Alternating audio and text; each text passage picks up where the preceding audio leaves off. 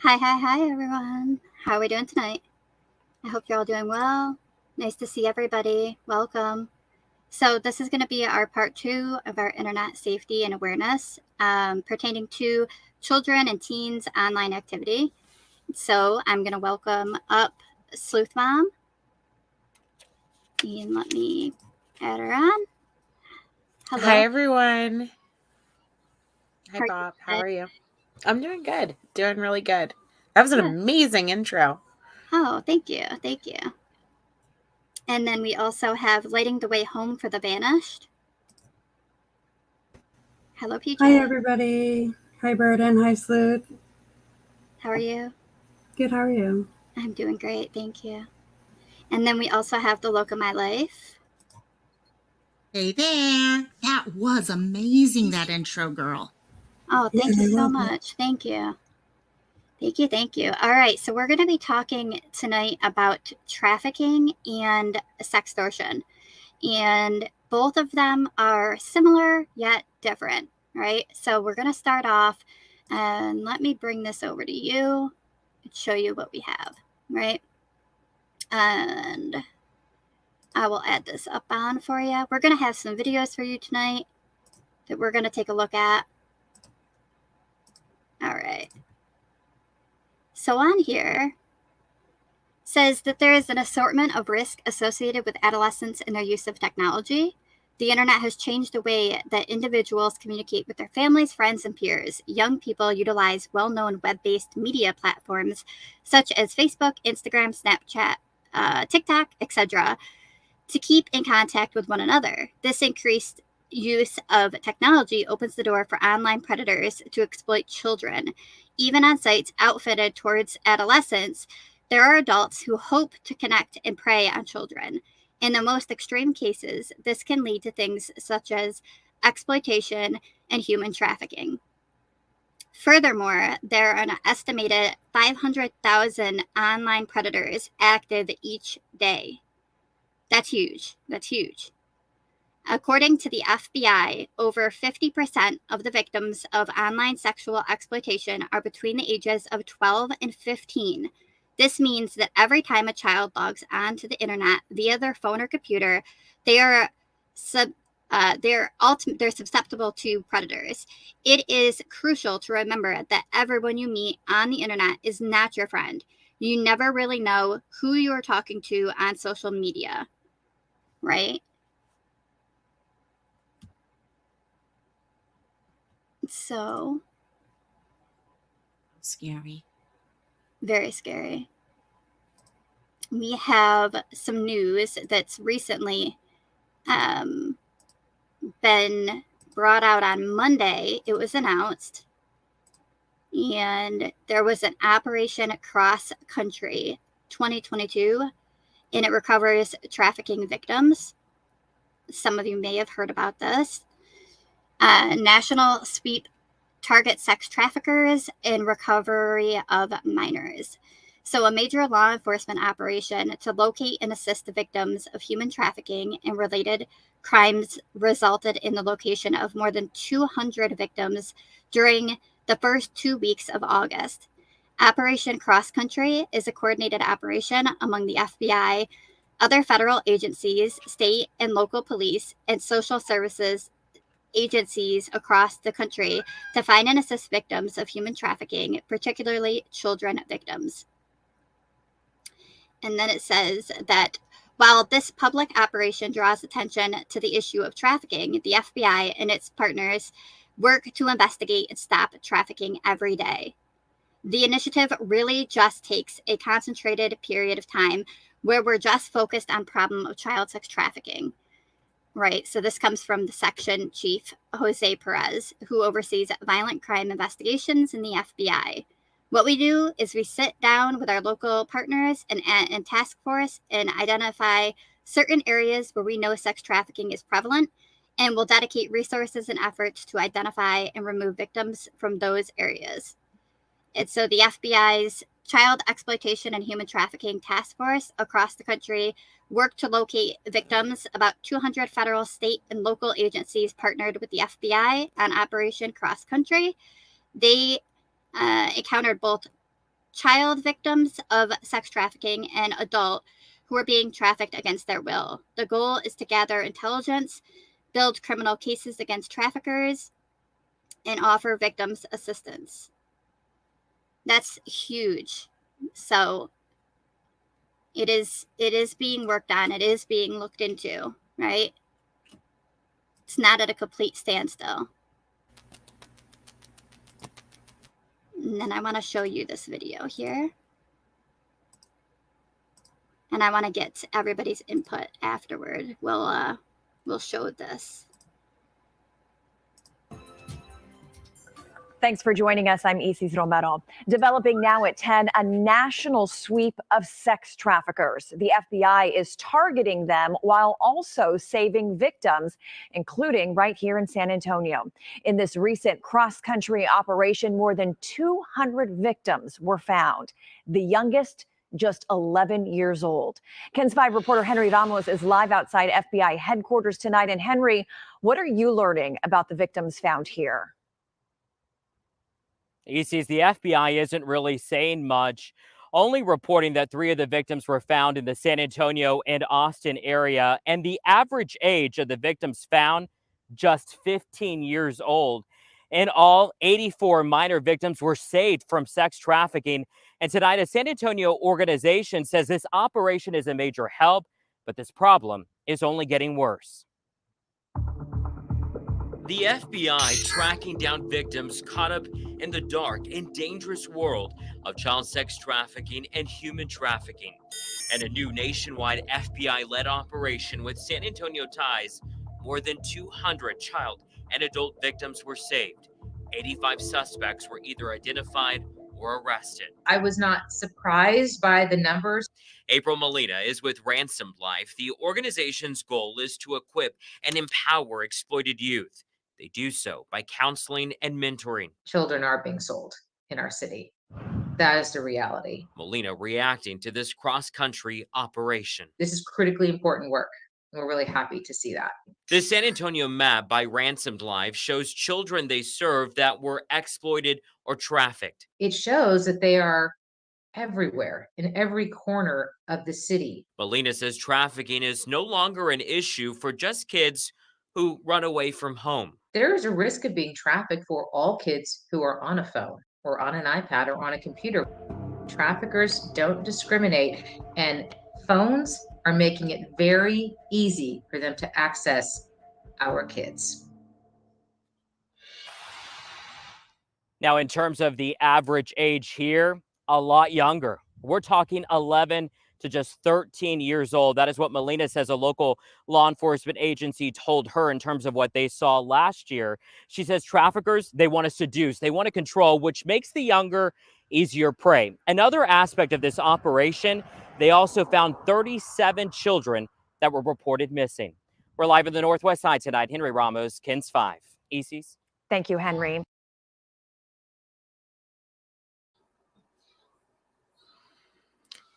That is amazing that they were able to run that operation and find that many. And, it's kind of concerning to me, though, is, what was it, 80 something, but only 30 some of them were reported missing. So that means that almost 50 of these children were in situations where either they weren't reported missing or likely being trafficked by family members or something, or people they knew. Great point there. I know lately we've talked a lot about runaways, and I wonder how many people who they feel their child's a runaway so they don't even report them. So do you also have a big group there? And I would love to know how many of those 30 that were found were actually considered runaway as compared to abduction. And, right. I'm willing to guess probably a vast majority of them. Right. And how many were in foster homes and stuff like that? And how many weren't reported, like Sleuth Mom said, some just runaways. A lot of teens are just runaways. And I look through that database periodically, and I can't believe how many don't even have pictures. Literally just their name and half a sentence of information, no picture, no anything. And so it's kids like that I truly, truly am concerned about could be getting trafficked either, because they ran away or through the system, honestly, is troubling as that sounds. That's it exactly. I mean, yeah, how many times we go and you're trying to make a poster for someone because you see a story and you see a picture that from just looking at the picture, it's got to be from like a year, 2 years ago. And yet the child just went missing over the last month or two. And it makes you really wonder, okay, what is the connection with, we're talking about internet safety for our kids now, but many of these kids aren't having that relationship to begin with. Maybe they are in foster homes. Maybe they're in juvenile facilities or things like that where no one's taking pictures of them. No one's getting their story. So they just disappear completely. Well, and those kids are at such a higher danger, I would say, of ending up in situations like this via the internet, via devices, things like that, because you got to figure they are in a situation where they aren't necessarily receiving the love, the attention, the comfort, all of the things that a child needs to not look at for affection, not even just children, but anyone.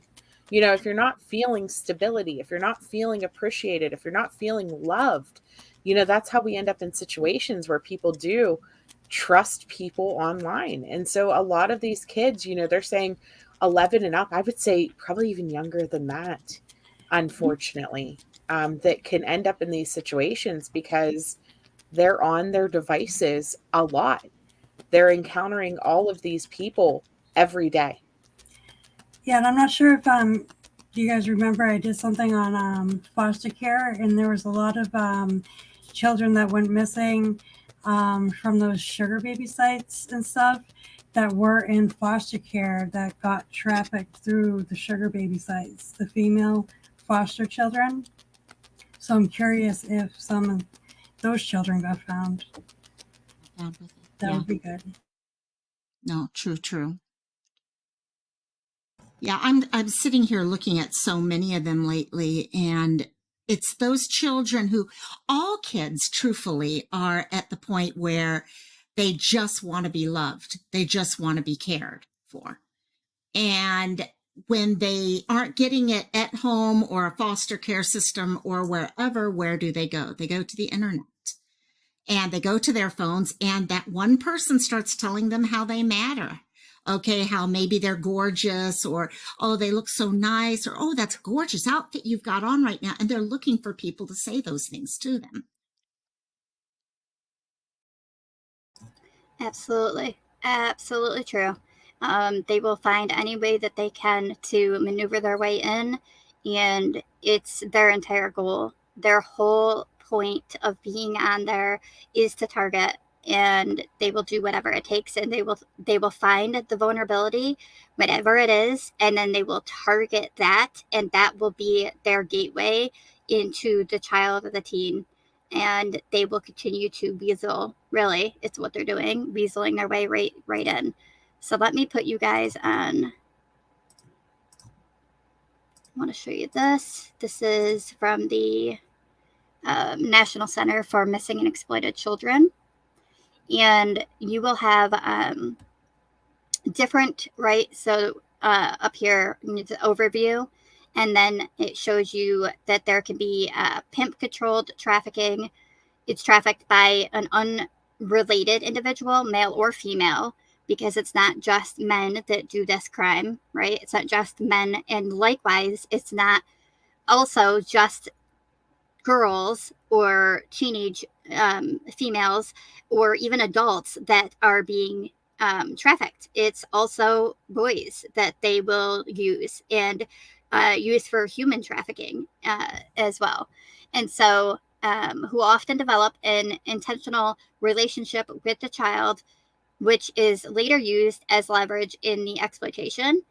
Or there is also the buyer perpetrated trafficking. So a child is being trafficked but does not have an identified trafficker. Instead, the buyer is directly exploiting the child's vulnerabilities by offering money, food, and or shelter in exchange for sexual exploitation. And so there are some of these cases that we've seen that there are teenage girls and they're offered basically like, oh, come, everything's so difficult, you're home, it'll be better here, come on. And they get the shelter, the food, right? I'll completely support you, but they are ultimately end up sexually exploiting the young teenage girl.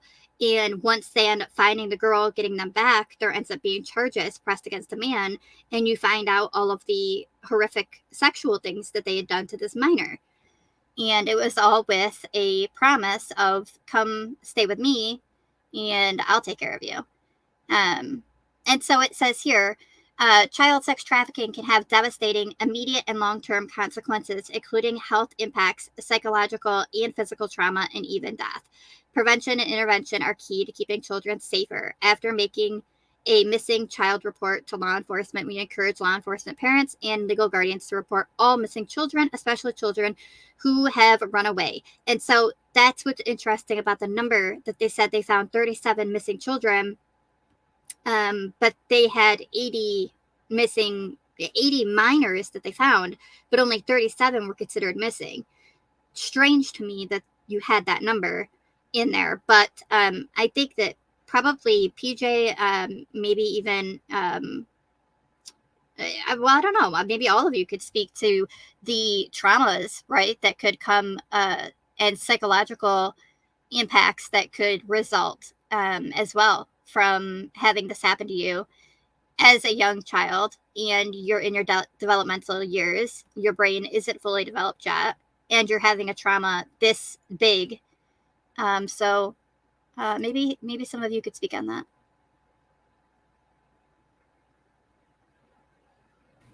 Sorry, I didn't know if Loco wanted to go or not. I was just waiting. Go for it, my dear. You've got some good information on this. I know you've been doing a lot of research on this. Sorry.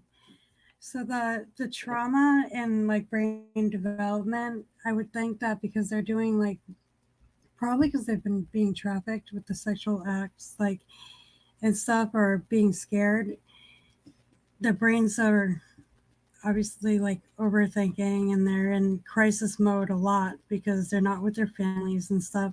So there is a lot that they're going through, and they have to learn how to survive like really, really, really fast because they're not with their families.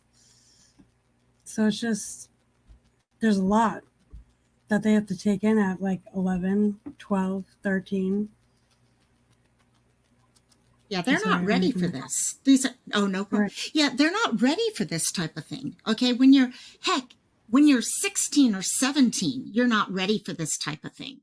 So in many of their cases, okay, all of us can remember our preteen years. We remember the emotions we were going through and things. And so you start trusting someone. Okay, say you've got a 12-year-old who does not trust people, and they start trusting this person online who they think's a friend. They think it's another maybe 13, 14-year-old friend. And over time, they start falling for this. And if something happens and all, think about that whole idea of trust. We've talked about it with us, okay, how many times we fall for going on a date, okay, internet-based date or something, and we're like, oh my God, how did I ever fall for that? You start questioning your ability to make decisions, things like that. So these kids, when they need to start feeling comfortable with the decisions they're making and building trust and learning how to create boundaries and things like that, instead of being able to do that, they're stuck in this area where they start second guessing everything they do. Okay, if something has happened, now they're dealing with all the issues involved with abuse, assault, things on those levels also. And I hate to say it, in many of the cases, if they are not getting the support when they're found, okay, say they are in the foster care system or something, and they're found and they're brought back. If they're not getting that support and love, this just continues. It gets worse and worse and worse, and you start this. It's setting people up. I don't want to say to fail because I don't want anyone to be set up to fail, but you got to give them tools. And we're taking away all their tools when this happens. Yeah, exactly. And these broken children, that go through things like this, You nailed it. If they don't get the support, if they don't get the counseling that they need and the love from their families or whoever is surrounding them, we are in a situation where these broken children often grow up to become broken adults, and then the system just repeats and repeats and repeats. A lot of our opioid epidemic, I really think, is directly connected to the amount of abuse and things like this that is going on in the background that people don't talk about. That's a good point. How many people ended up self-medicating, whether it be opioids, whether it be drugs, alcohol, things like that, because we hear about it all the time, self-medicating. And if they're not getting the help to learn skills to deal with the emotions that they're dealing with afterwards, they're going to deal with them in the only ways they can. And when you're a teenager, drugs, alcohol, they're everywhere for you to grab onto. Right, and then young females that are like in foster care, even young males that are in foster care and they need money for college and stuff, and they're seeing people on the internet saying all this stuff, it looks good to them. So warning kids, maybe like in schools and at home, is very essential like these days, because it's an internet world with like COVID and all that happened, with all of us staying home and doing school at home and stuff. I think one thing that I've seen in chat, a couple people have talked about it, is the relationship with your kids. So even in the case where you have foster care systems and things going on, you've got teachers, you've got, all these people that they're not parents, but they have that relationship that almost becomes that guide figure, the mentor in their lives. So if you know someone that you've kind of got that mentor relationship with, having that feeling, letting people know it's okay to come talk to you if something's going on. It's okay. We as adults mess up.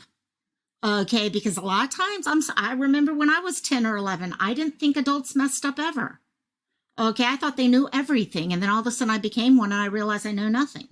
And also, I think having that relationship, no matter whether it's a child, parental child, teacher child, whatever it is, just so or even older teenager to younger teenager, just so they know they're not alone.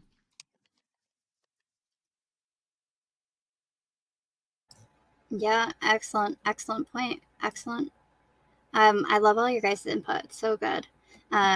So we'll talk probably further into some of the effects that it can have on you or on these children, right, as they're going through the process, because it is long term and it can affect them even being given the help that they need and becoming an adult. So the ones that don't get the help and then become an adult, they're broken. They're broken adults.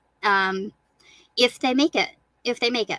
And that's the sad, unfortunate part about this, that can be the harshest part of it, but is a fact that this can lead to them taking their lives because they can't navigate once it's done.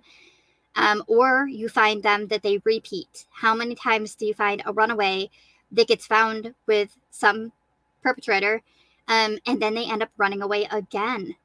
And we can't understand why. It's a psychological. There is a reason to why they're going back to this, because they don't know that they deserve better. They don't know that it's okay to feel the feelings that they're feeling and be able to talk to somebody about it and to have healthy outlets rather than destructive or possibly dangerous outlets, right? And running back to that. So some risk factors could be, so you've got, if there's racism, bullying, lack of resources, and involvement in child welfare, juvenile justice system. So as you guys had mentioned earlier on, you had wondered how much that plays a role. It plays a significant role. That's some of the highest numbers for those that are vulnerable and become part of the number that makes up the numbers that are trafficked or are part of the sextortion ends up being those that were in the welfare system. So that's a big one. The homeless community, any of the homeless, and also lack of supportive family or adult figures ends up being another one. Gang activity, right? I mean, if they're getting involved with that. History of trauma. So if they already have a history of trauma. Low self-esteem, developmental or physical disability, and substance abuse are some of them. And then you've got the intergenerational sexual abuse, if that's happening, instability at the housing, lack of acceptance of gender identity or sexual orientation, immigration status, adverse childhood experience, so domestic violence, household substance abuse, physical or emotional neglect or abuse, sexual abuse, or families with untreated mental health issues.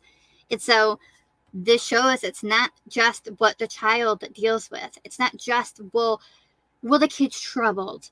It's their, no, it's not their fault. This isn't their fault. And that's why it's so important that we talk to parents, because they do really have all the control and the ability to protect their children and to make sure that what they're doing online is safe, right? But yeah, just stuff that can be going on in the household can actually lead to increasing the risk of them falling down this path.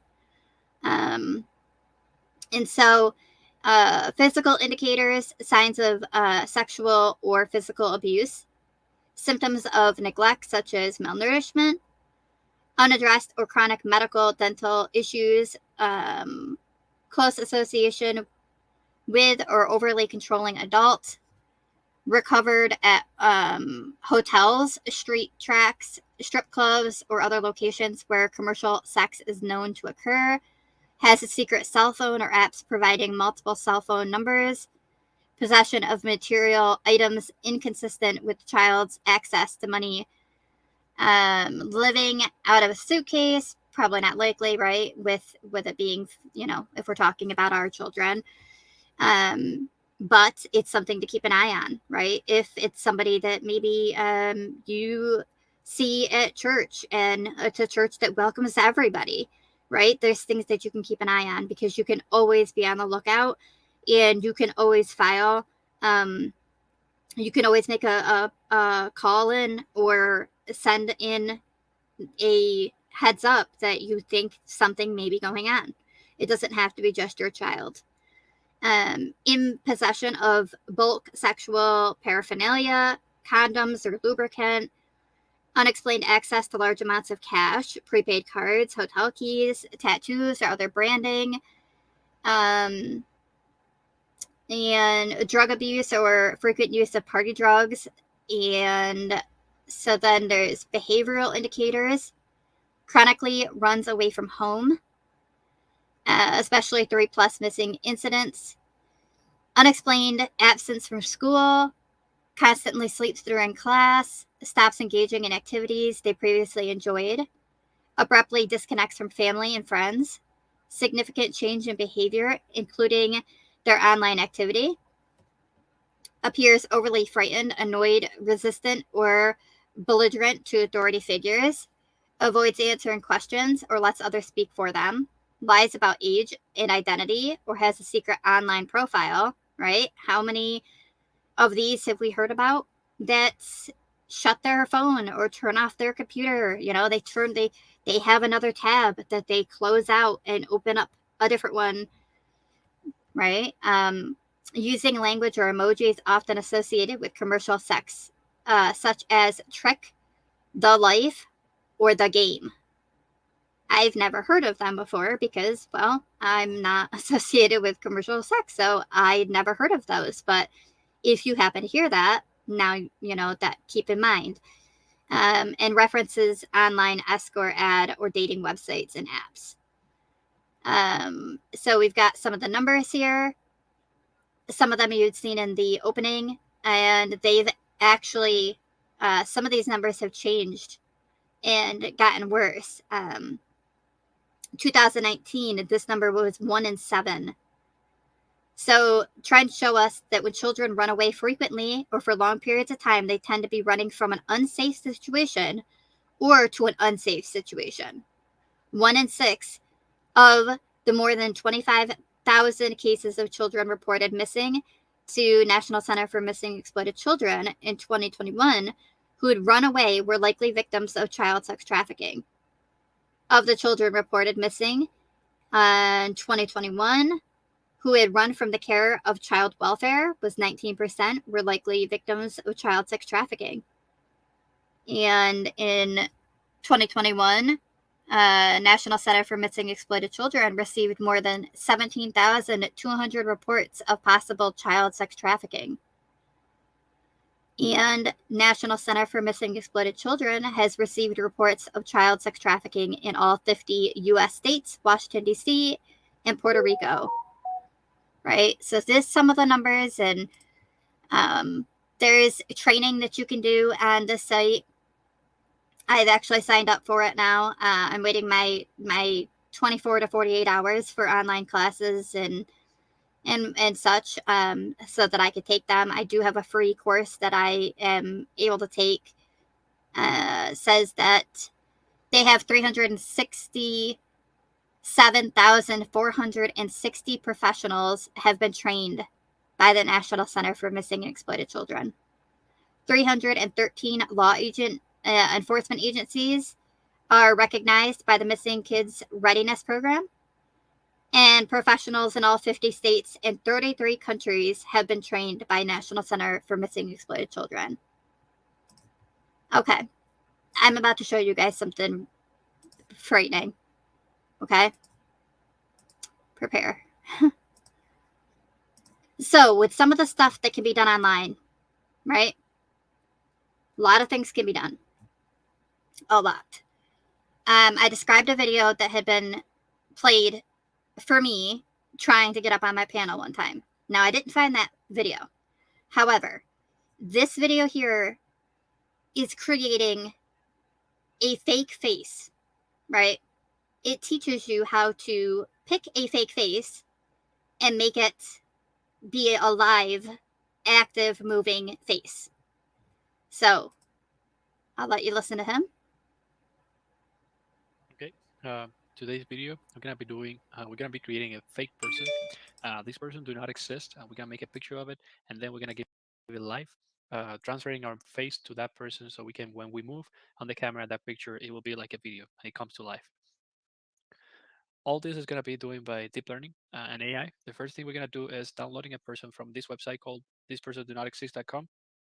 If you open this website, you can, every time there is a model running on the background that creates this person that they do not exist. Okay, every time you reload the page, there is a new person coming up. In this case, I'm gonna be using this person because it matched my face more or less. So we're gonna close this and we're gonna download this picture. So we're gonna save it.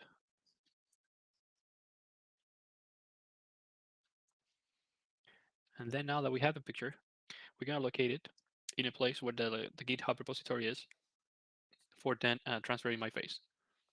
So we're gonna go to, in my case, I have it on my user. The reason Okay, so I won't make you watch webcam for recording now is because I'm gonna be using it for all the numbers, right, model. So of the different files that he's going to go through. Now, he programs it into the system. I don't think we really want to learn all of the details. I'll show you this part. All right. All right, so the first thing is, as you can see here, we got this square camera, and then you have to place your face around this square. So it will be something like this. If you do it without the headphones, would be much better. But in my case, I'm using it because I need to record the audio. So you look at the camera, and without glasses, it's better to track your eyes. So once you are in place, you look at the camera, and then press X. They will automatically open the picture. And if let's put it up a little bit. As you can see now, every time I move, this person is gonna move with me. If I blink my eyes, As you can see here, she do the same thing. Now the cool part is this could be better because in my case, like I said, I'm using the headset and I'm using my glasses. But if you just your face, it will be much better. The good thing, as you can see, I can look at the size and it tracks my eyes. It tracks my mouth. I can smile. I can even open my mouth. You can see here. And it tries to open and simulate your tongue, even though in the picture that doesn't exist.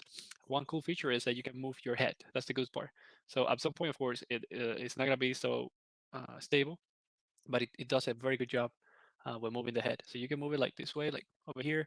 And the cool thing is you can go forward and then go backward. You do that as well. So you can see you have full movement, and this can be improved.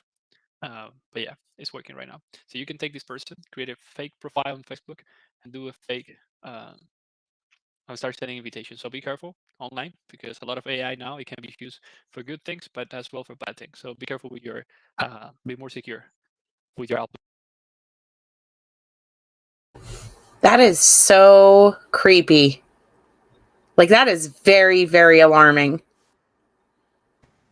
That's nuts.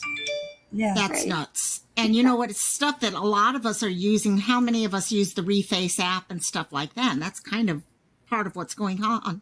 And yeah, Right. we can have fun with this stuff. This stuff is fun. But if our kids don't know this is possible, I mean, that's scary that a kid could fall for that and be like, oh, I'm going to go meet this new girl that I met on, Facebook Messenger. Okay, we talked the other day. We're going to go see a movie today. And you're expecting a blonde hair, blue-eyed, 15, 16-year-old girl, and you get there and it's some 30-odd-year-old guy with a beard and glasses. That's very creepy. Wow. Pretty alarming, right? Yeah. Yeah. Yeah. I definitely was like, wow. When I saw that, I'm just like, you've got to be kidding me right now. That they're really doing that. And that says AI 2020, which means that in 2 years, how much further has this come at this point? Exactly.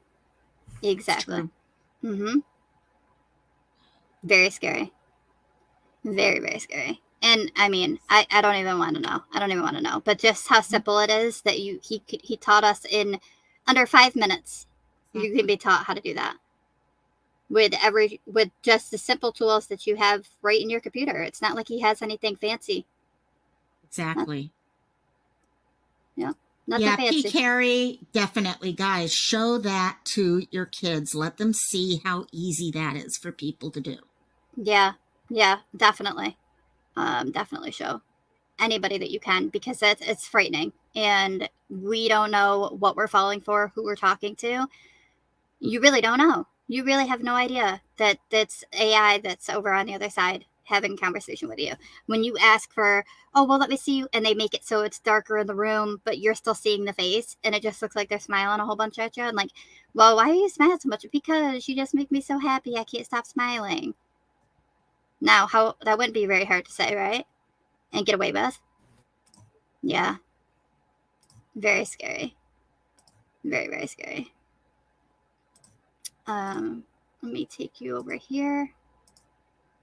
So we're going to come into talking about some sextortion here, and they are talking about in chat rooms and forums online, child predators are now teaching each other the tools and tricks of the trade, how to target kids, how to groom them, how to evade law enforcement, said Aaron, who is interviewed in a documentary, which I'm going to show you guys a little segment of that.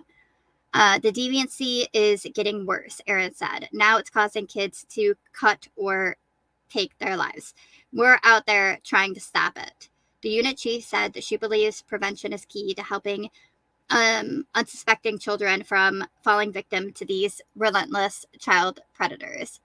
The producer said there's prevention material for elementary students, but not a lot for middle school and high school students. And then it gets into what this is all around is Amanda Todd. And I had mentioned her a little bit last week. I think I had mentioned her some last week. She is a 13-year-old that had gotten a friend request, and she accepted it. Talked to the person. Next thing you know, they have an image of her chest, and they are threatening that she is to do more, or they're going to send it out. She did not do anything further. She said no, and they did in fact send the photo out for people that she knew to see, and it ended up going around the entire community.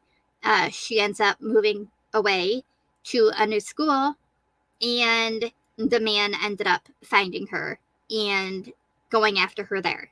She moved to another school, and the man found her again. He had over 24 different accounts and ways that he was getting in contact and tracking her down and finding her. They did finally end up finding the man, and he never got charged for her, what happened to her. He was charged for some other things that recently just wrapped up, in kind of in the process. He was found guilty for the 5 counts, and they are waiting to do sentencing for him. However, she ended up taking her life.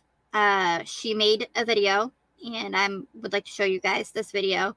But she made a video, and it's quite heavy, right? It's really heavy coming from a 13-year-old girl and seeing what she had to say, what was happening to her, and to know that within weeks she ended up taking her life because it didn't stop. She couldn't break free. She didn't know what to do. So I'm going to show you guys this. And I'm going to keep the volume off, and Locomai is going to actually be reading as we go through this. Hello. I've decided to tell you about my never-ending story.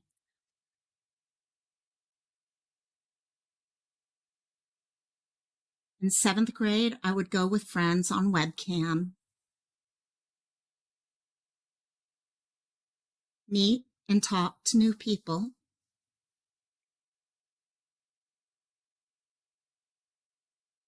then got called stunning, beautiful, perfect, etc.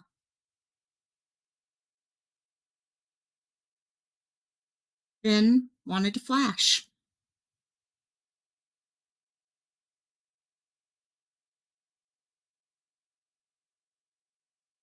So I did 1 year later.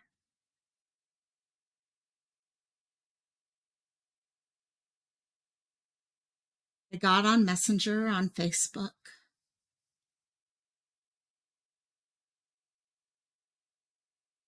From him, don't know how he knew me.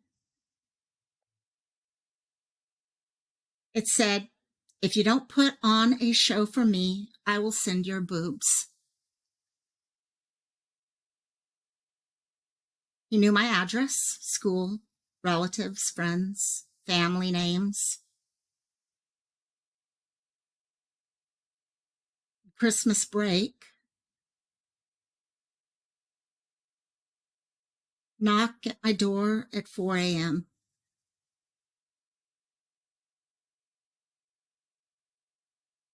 It was the police.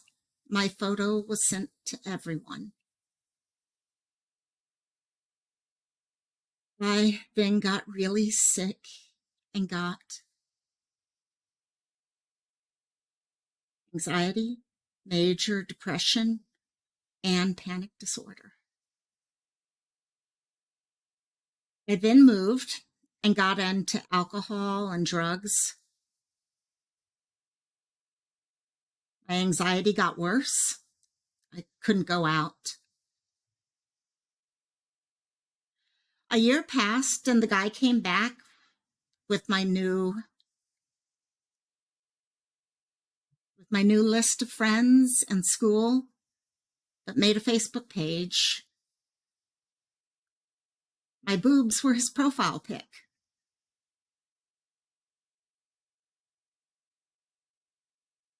Cried every night, lost all my friends, and respect. Also, all respect people had for me again.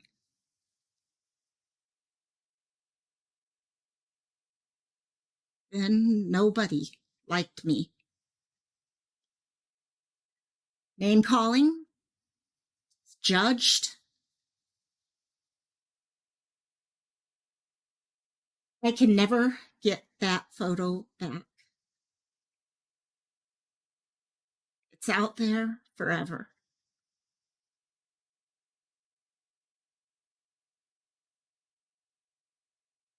I started cutting.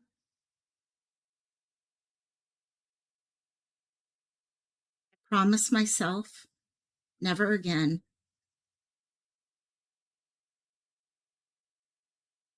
I didn't have any friends, and I sat alone at lunch. So I moved schools again.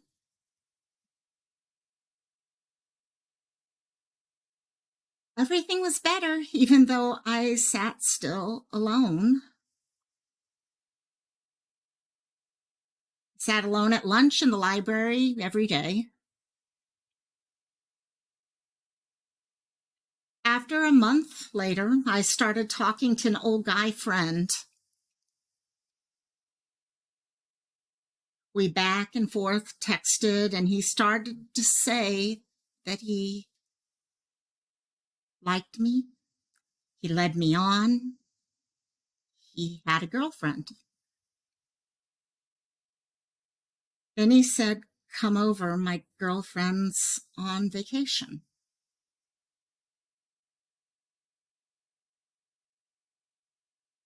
So I did. Huge mistake. He hooked up with me.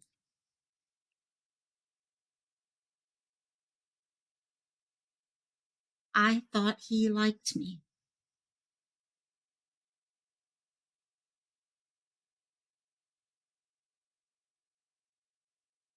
One week later, I get a text, "Get out of your school."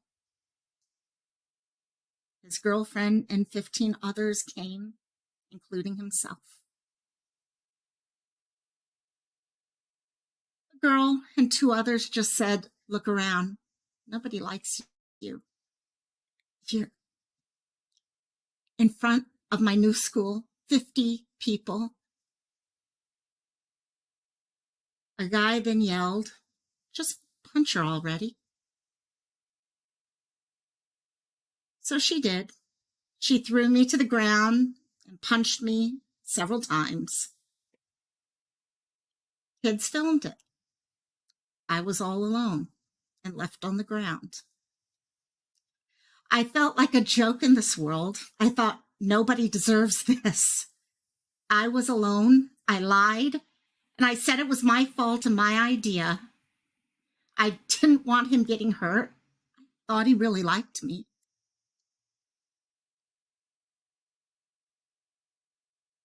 But he just wanted the sex. Someone yelled, "Punch her already." Teachers ran over, but I just went and laid in a ditch, and my dad found me. I wanted to die so bad. When he brought me home, I drank bleach. It killed me inside, and I thought I was going to actually die. Ambulance came and brought me to the hospital and flushed me. After I got home, all I saw was on Facebook, "She deserved it. Did you wash the mud out of your hair? I hope she's dead." Nobody cared. I moved away to another city, to my mom's, another school. I didn't want to press charges because I wanted to move on. 6 months has gone by. People are posting pics of bleach, Clorox, and ditches, tagging me. I was doing a lot better too. They said she should try a different bleach. I hope she dies this time. And isn't she so stupid? They said, I hope she sees this and kills herself. Why do I get this? I messed up, but why follow me? I left your guys' city. I'm constantly crying now. Every day I think, why am I still here? My anxiety is horrible now. I never went out this summer. All from my past. Life never gets better. I can't go to school, meet, or be with people. Constantly cutting. I'm really depressed. I'm on antidepressants now and counseling, and a month ago this summer, I overdosed in hospital for 2 days. I'm stuck. What's left of me now, nothing stops. I have nobody. I need someone. My name is Amanda Todd.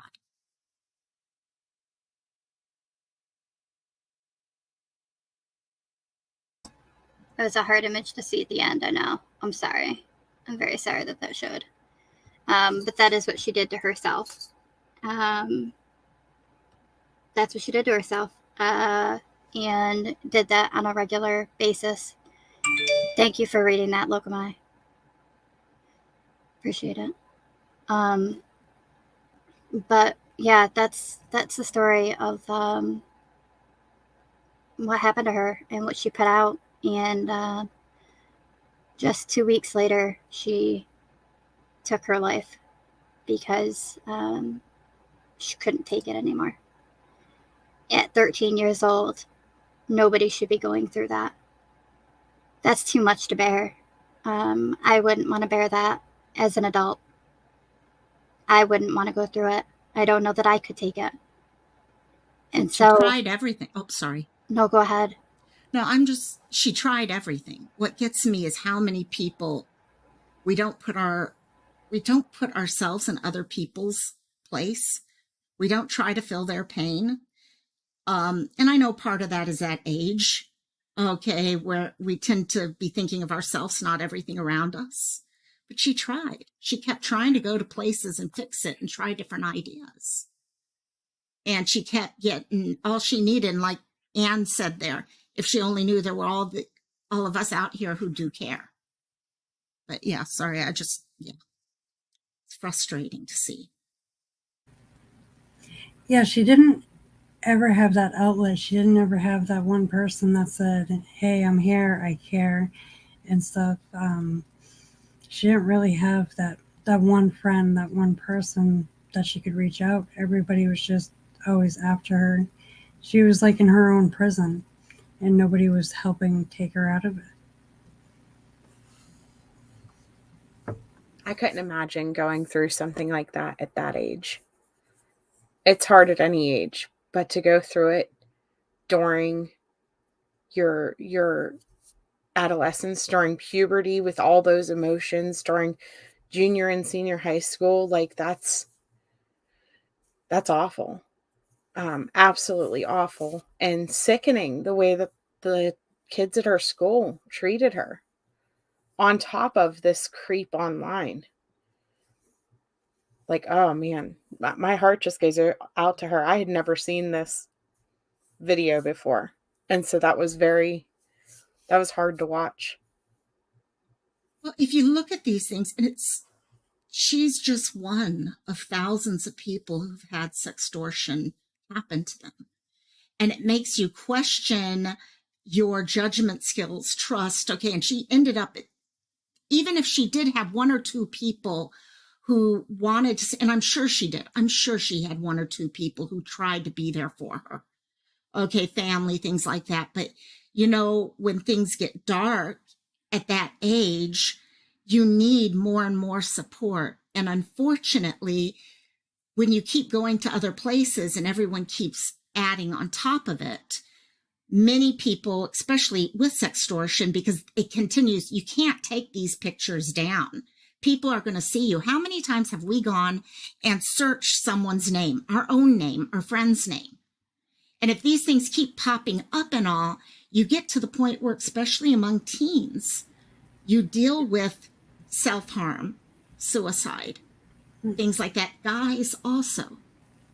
We actually PJ was posting a link earlier about guys. It's becoming Right. more and more where guys are becoming the victim of sextortion.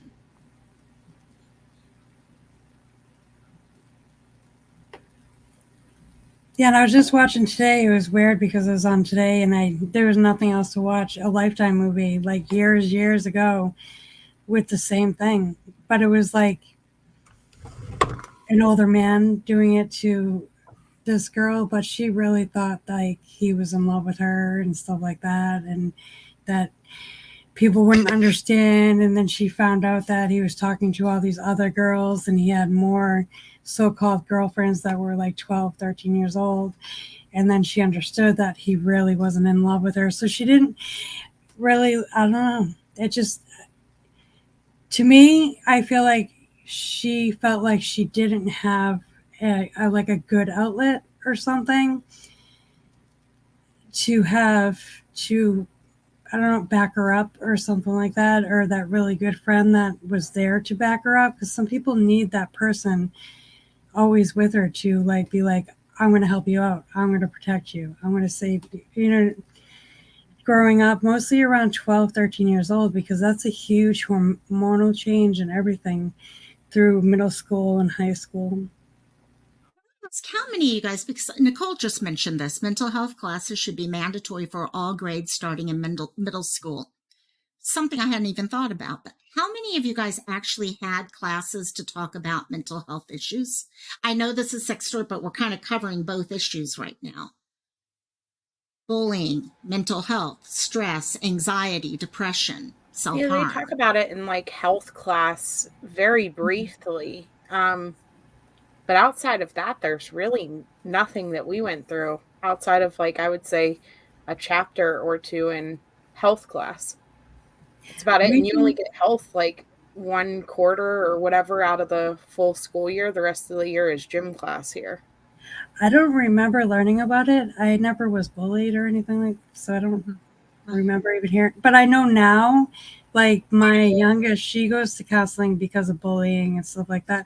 So they do it a lot in the city. A lot of kids go to mental health counseling and stuff, and they have a lot of things in the city area here. So I don't know about other places.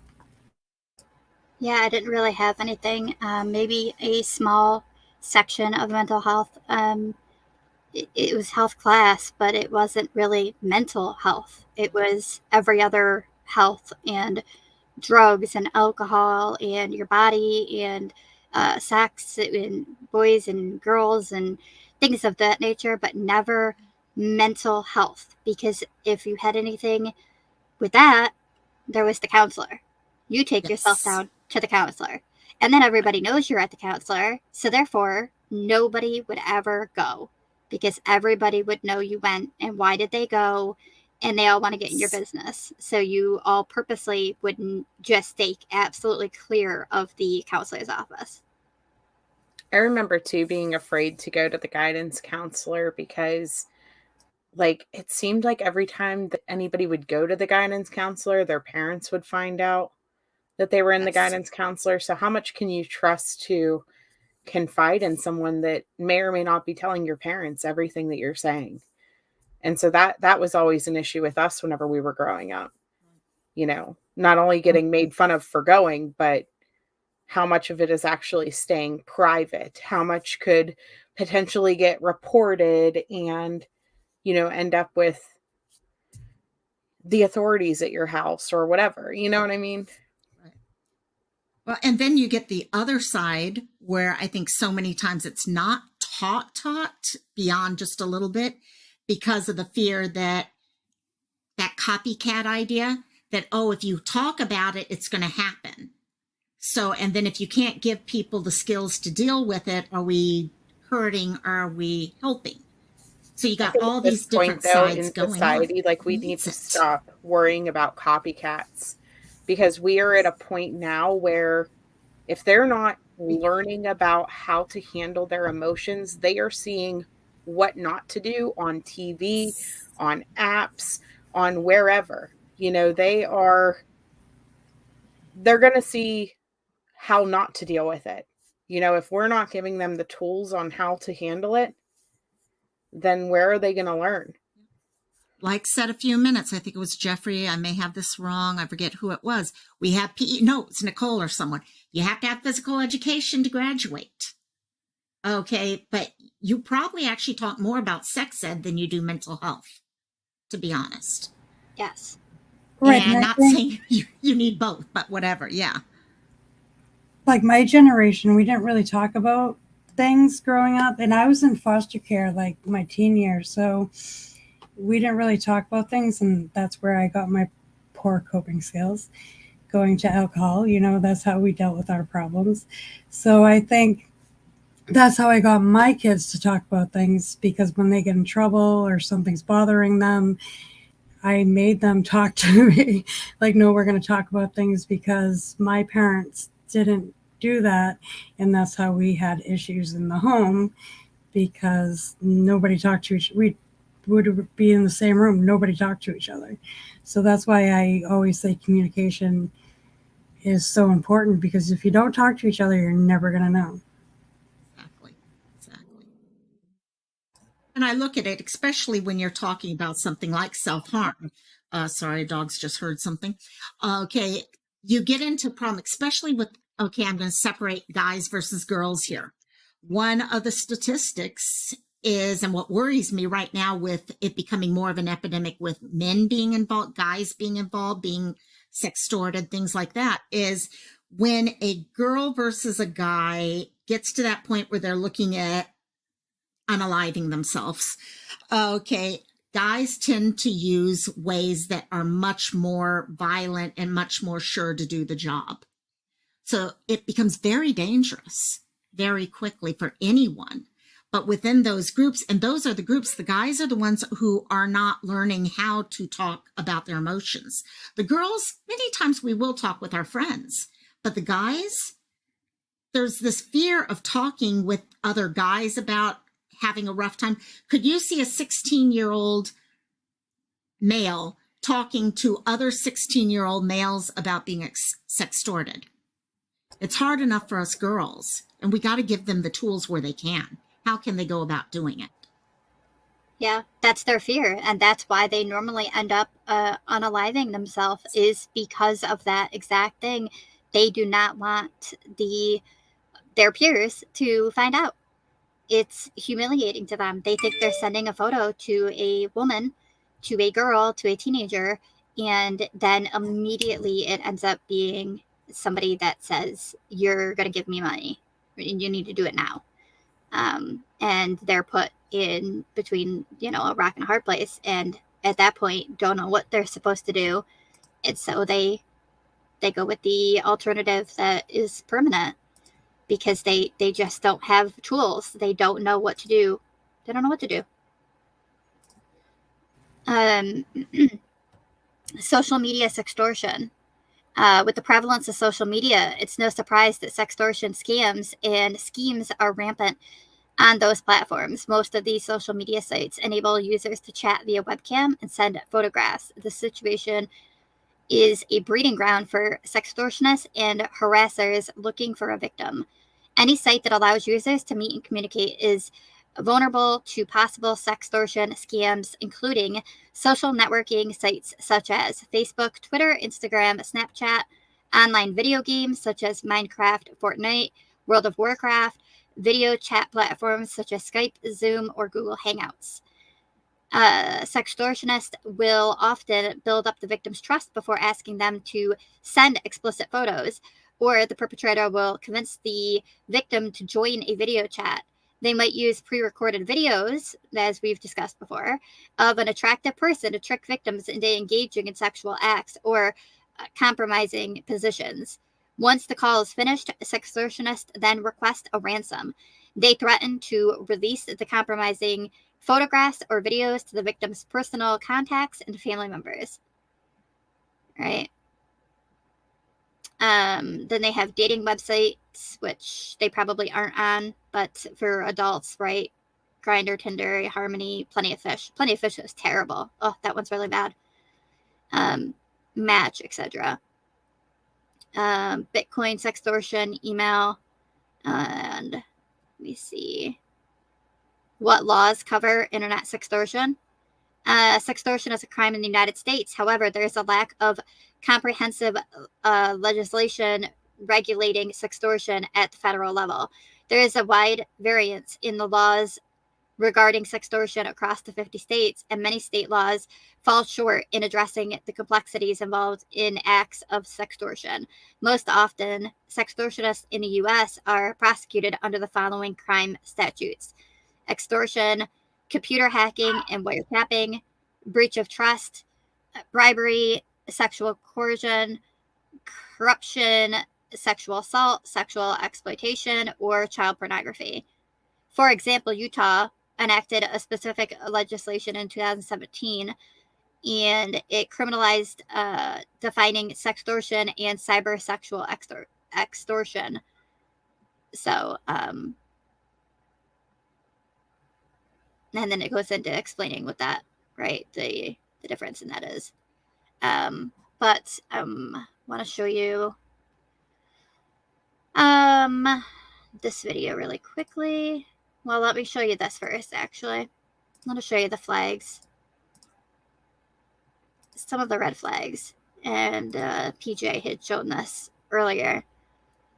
So if a person does not have a working computer or a camera on their computer or their cell phone, if their camera, they say that their camera doesn't work, but they insist that you still use yours, red flag. Conversation doesn't add up. Something's not quite right there, red flag. Person turns conversation to adult right away. Hold up, hit your brakes. They shouldn't be going there ever, but certainly not that quickly. Profile has limited photos. Something's very odd about that. Why is there only a few photos? Probably not a real person, or it's a real person like we just saw, but they're not that person. Use of fear tactics, and that is what they'll get into once they have something of yours. Then they get into the fear tactics because they've got some type of leverage on you.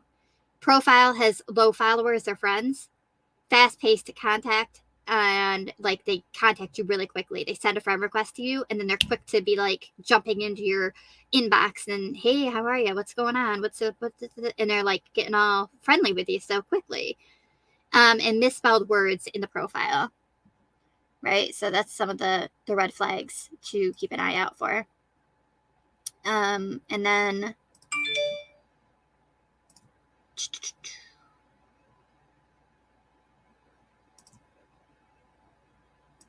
we are going to find what I'm looking for. All right.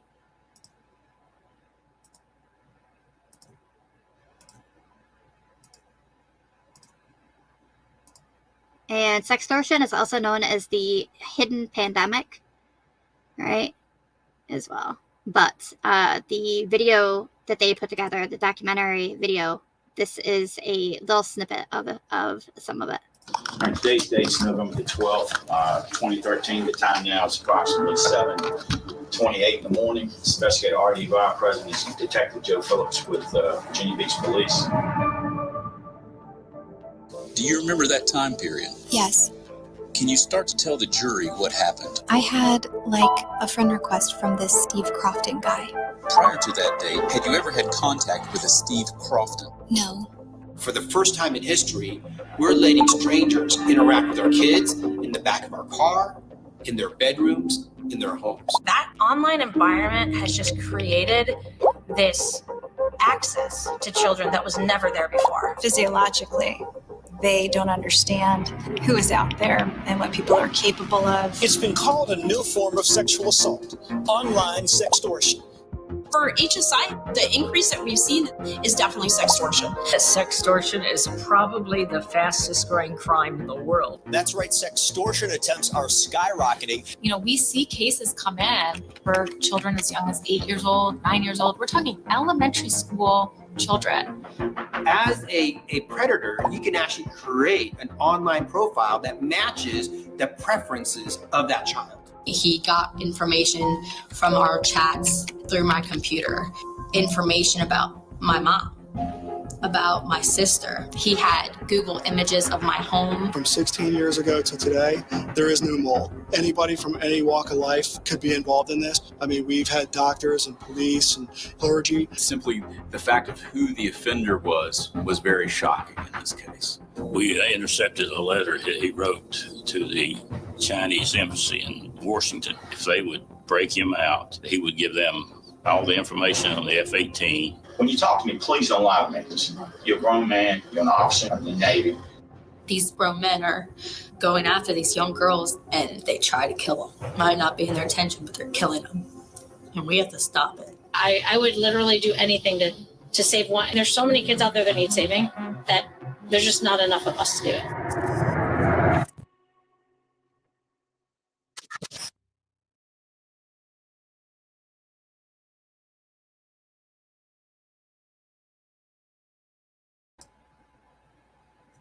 Yeah, so that's the part of what the video is about. And looks really good. I would definitely want to sit down and watch it, that's for sure. We have lost somebody.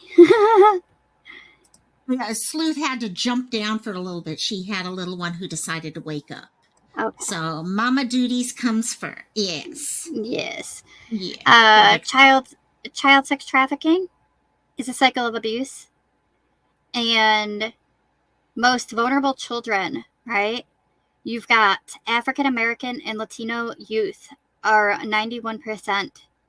African American and Latino youth are overrepresented in child sex trafficking cases. According to the FBI, 52% of all juvenile arrests for commercial sex acts are African American children. Over 91% of the girls participating in Los Angeles Star Court or Court for Child Sex Trafficking Victims are African American or Latino. Studies consistently report that 50 to 90% of child sex trafficking victims have been involved in the child welfare system. Instability creates opportunities for traffickers to reach out and bond with vulnerable children. These relationships are then used against the child to initiate sexual activity. And refugee and migrant children, domestic data is limited, right? But when refugees and migrants find themselves in hostile countries, their likelihood of seeking legal support to protect their children is less likely. Looking for international, 76% of refugees surveyed Mediterranean indicate that they have been trafficked or exploited. LGBTQ youth are at 50%. 40% of homeless youth identified as LGBTQ, although they are 7% of the population. Those don't add up. New York City study estimated that more than 1 in 4 homeless LGBTQ children and nearly half of gay or bisexual boys are CSEC victims. And homelessness is a clear risk factor that increases the chance of exploitation. Study conducted, shelter and service provided for youth found that 1 in 5 or 1/5 of the homeless youth they surveyed in the U.S. and Canada were victims of human trafficking. And in 2018, an estimated 1 of 7 endangered runaways, and that's how I said the number has increased. This is 2018. The one that I showed you guys is newer, more recent, and the number is now 1 in 6 endangered runaways reported to the National Center for Missing and Exploited Children were likely child sex trafficking victims. Addressing the risk factor, high risk, right? The role of technology. The internet has made it easier for children to be bought and sold online. Using some of the same technology and websites that people use to sell their bikes, find a roommate, or look for a local garage sale. We cannot arrest our way out of this problem. Law enforcement simply doesn't have enough resources to navigate the massive online commercial sex market to find children and identify their traffickers. Technology could be a tool to address this aspect of the crime. Then you've got 150,000 new escort ads are posted online every day. somewhere in that pile of data are children who are bought and sold online for sex, relying on surveys for key insights, right? That's a big thing of what they do. They rely on survivors to give their input. Or anti-trafficking movements risk wasting time and resources. More importantly, could jeopardize children trapped in dangerous environment. And then the stories that are shared, right? Which is why it was so important to share the story of Amanda, because that one has really helped with this a lot and really taught quite a bit about the topic. Survivor Insight, the role of technology in domestic minor sex trafficking. We sought to better understand underage sex trafficking, asking survivors how technology was used throughout their trafficking situations. We found that of the survivors who entered the life in the past decade, 75% reported being advertised online. The number was only 38% for survivors who entered the life prior to 2004.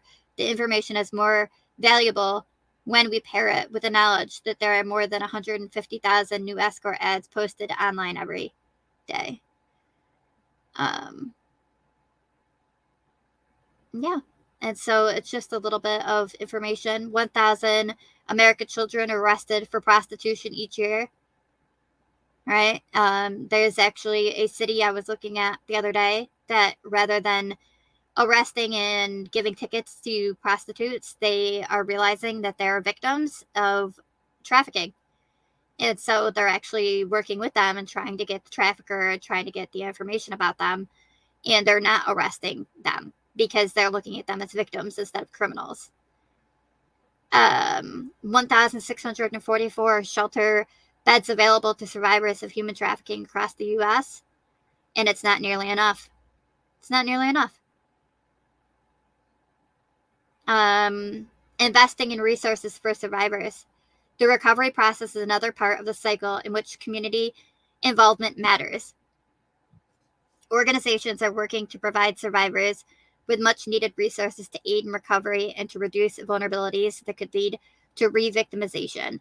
Increased funding for service providers and training for social service agencies, especially those led and informed by survivors, are needed to prevent a child from experiencing continued abuse. Check out a few organizations doing great work. And here's a couple of them down here. Courtney's House, GEMS, My Life, My Choice, Journey Out, More to Life. And there's even more that could be explored, right? Yeah, there's still got to be, it's common for child victims of trafficking to be arrested as prostitutes, as I was just discussing with you. Right? We've got to stop arresting them. I know one of my friends lives in Vegas, and her mother used to work security for the different one of the casinos there. And she would get people as low as 12, 13 all of a sudden when she go finding them and all. So yeah, that's one of the areas. And what do they do instead? They arrest them and then they're out within a day or two. But yeah, we got to do something on that. Might be part of it too. Yeah, arresting them is further victimizing. Exactly. It really is. It truly is. And so there's some numbers that you can use. I'm actually blacked out of my screen for some reason. Let me check this out here. We've got numbers that can be used to call if you think that you or if like your child or somebody that you identify outright, like I said, you have interactions with people, and if you think that something may be going on, there are numbers, and they're connected to the video I played at the beginning of the stream, and I'm actually going to play it again at the stream at the end, which I'm about to be wrapping it up for you guys right now. But I just wanted to see if you ladies have any other input or anything else you'd like to discuss on the topic. I just think that it's essential to express again that communication with your teen is very, very essential. And I think that's it. I'm just a little tired tonight, guys. Don't mind me. I'm not with it tonight. Oh, that happens. All of us get to that. It's like, oh, okay, here, I'm awake. I am. And no, I think that's also where I'd come, because the one thing every single week, last week we talked about it, it came to it. This week we did. Missing Mondays a few days ago, it did it then also. Communication, having that open way of talking with your kids, letting them know you are okay, they're good. You make mistakes too. All of us make mistakes, and they're not the only ones. So please feel free to come and talk to them about it. So just having that thing open. Yeah, absolutely.